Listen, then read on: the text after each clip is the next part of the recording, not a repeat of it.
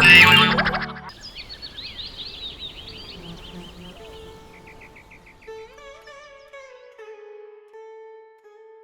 गांव में एक किसान रहता था।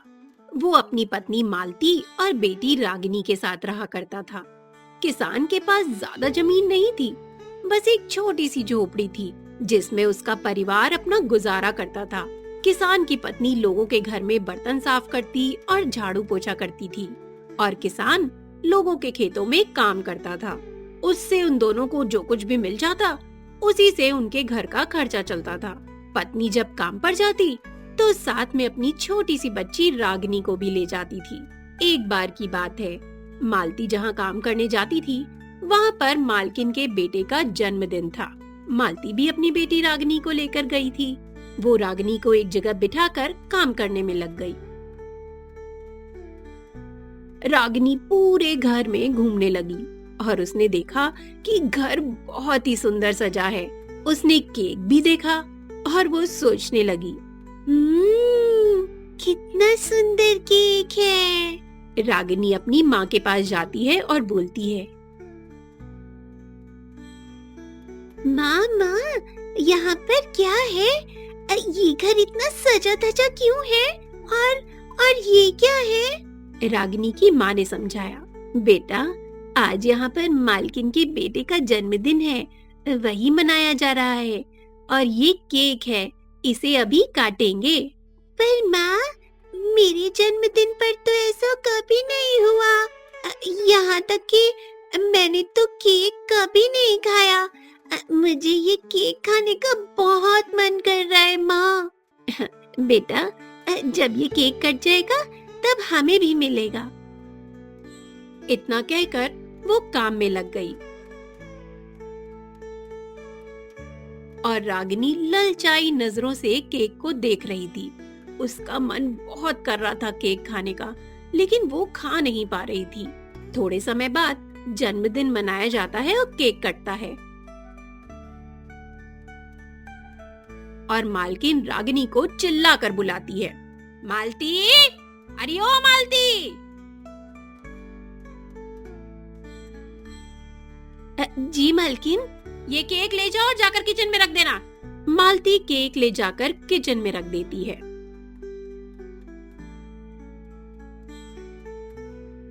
रागिनी इधर उधर देखने लगती है और जब उसने देखा कि कोई उसे नहीं देख रहा है तो वो झट से एक टुकड़ा केक का खा लेती है और इतने में ही मालकिन आ जाती है। मालकिन ने रागिनी को केक खाते हुए देख लिया और जोर से चिल्लाई, अरे ये क्या किया तुमने? चोर लड़की, तुम केक चुरा रही हो। ये सुनकर मालती भी तुरंत आ गई और वो बोली, नहीं मालकिन, मेरी बच्ची ऐसा नहीं कर सकती। मालकिन को और गुस्सा आ गया और उसने कहा, अच्छा इसका मतलब मैं झूठ बोल रही हूँ? उसके मुंह में देखो, केक का टुकड़ा है कि नहीं? मालती ने जब देखा तो सच में उसके मुंह में केक था। वो तुरंत ही माफी मांगने लगी, जी मालकिन, आप बिल्कुल सही कह रही हैं, मुझे माफ कर दीजिए मालकिन, ये छोटी बच्ची है, गलती हो गई है इससे, इसे माफ कर दीजिए मालकिन। अरे आज केक चुराई है, कल को ये कुछ भी चुरा सकती है। मालती ने फिर से माफी मांगी और बोली, माफ कर दीजिए मालकिन, आज के बाद ऐसा कभी नहीं होगा, मुझे माफ कर दीजिए मालकिन। लेकिन मालकिन ने एक ना सुनी और मालती को काम से निकाल दिया। वो दोनों उदास होकर घर आ गई। घर आकर देखा कि रागिनी के पिता के पैरों में पट्टी लगी हुई थी। रागिनी की माँ तो जैसे घबरा ही गई। उसने पूछा, हाय राम, ये क्या हुआ? आपको चोट कैसे लगी? अरे कहाँ, आज तो मैं मरते मरते बचा हूँ। आज जमींदार के खेत के लिए खाद लेने गया था, लेकिन मेरा एक्सीडेंट हो गया। डॉक्टर ने 6 महीने आराम करने को कहा है। अब तो मालती पर जैसे पहाड़ ही टूट गया, क्योंकि दोनों का काम छूट गया था। ऊपर से दवाई और घर का खर्चा कैसे चलेगा, ये सोचकर मालती घबरा गई और रागिनी ये सब देखकर अपने आप को दोषी समझने लगी। अब उसके घर में रोज खर्चों को लेकर झगड़ा होने लगा। रोज रोज के झगड़े से रागिनी परेशान हो गई थी। उसको लग रहा था कि उसके माँ और पिताजी की नौकरी उसकी वजह से गई है।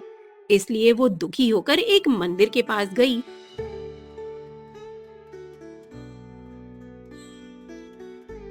और वहां बैठकर रोने लगी और रो रो कर सारी बातें बोलने लगी। तब मंदिर में बैठी देवी जी की मूर्ति से रहा नहीं गया। उन्होंने एक परी को उसकी मदद करने के लिए भेजा। परी एक बूढ़ी औरत बनकर रागिनी के पास आई और बोली, बेटी, मेरे पास एक ओवन है, क्या तुम इसे लोगी? पर अभी मेरे पास पैसे नहीं है, मैं इसे कैसे ले सकती हूँ? बेटा, मैं 6 महीने के लिए इस गांव से बाहर जा रही हूँ और मेरे पास कीमती सामान में बस यही बचा है। मैं 6 महीने बाद लौटूंगी, तब मैं ये ओवन तुमसे ले लूंगी। पर ये क्या है और इसका उपयोग कैसे होता है? इसको बस बोलना होता है और ये हर तरह की केक बना देता है।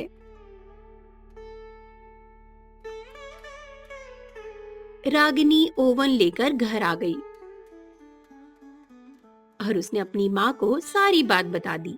तब उसकी माँ कहती है, चलो कोशिश करके देखते हैं। रागिनी ओवन से केक बनाने के लिए बोलती है, हे ओवन, मुझे एक अच्छा सा केक बनाकर दे दो। कुछ ही देर में बहुत ही सुंदर केक बनकर तैयार हो जाता है और सब लोग उस रात केक खाकर सो जाते हैं। अगले दिन सुबह होने पर मालती ने सोचा, क्यों ना केक बनाकर बेचा जाए। फिर क्या था, वो दोनों केक बनाकर बेचने लगे। उनका केक बहुत ही स्वादिष्ट होता था, जिससे उनकी दुकान अच्छी चलने लग गई। ऐसे ही ओवन में बनने वाली सारी चीजें जैसे पिज्जा, केक और भी बहुत कुछ बनाने लगे। धीरे धीरे उनकी कमाई इतनी अच्छी होने लगी तो उन्होंने अपना खुद का ओवन खरीद लिया, क्योंकि रागिनी को पता था कि 6 महीने के बाद हमें ये ओवन वापस देना है। अब रागिनी के पिता का इलाज अच्छे से होने लगा था और वो जल्दी ठीक भी हो गए। सब मिलकर काम में लग गए और उनकी खुद की केक की दुकान भी हो गई। रागिनी अच्छे स्कूल में पढ़ने लगी। धीरे धीरे 6 महीने बीत गए। एक दिन बुढ़िया दादी वापस आती है और रागिनी से बोलती है, अरे बेटी, क्या मेरा ओवन मुझे वापस मिलेगा? रागिनी उस बूढ़ी दादी को देखकर बहुत खुश होती है और बोलती है, जी दादी जी, ये लीजिए आपका ओवन और आपका बहुत बहुत धन्यवाद। आपकी वजह से ही हम बहुत खुश हैं। बूढ़ी दादी अपना ओवन लेकर चली गई। उन लोगों ने उस बुढ़िया को बहुत बहुत धन्यवाद किया और अब उनकी जिंदगी मजे से कटने लगी थी।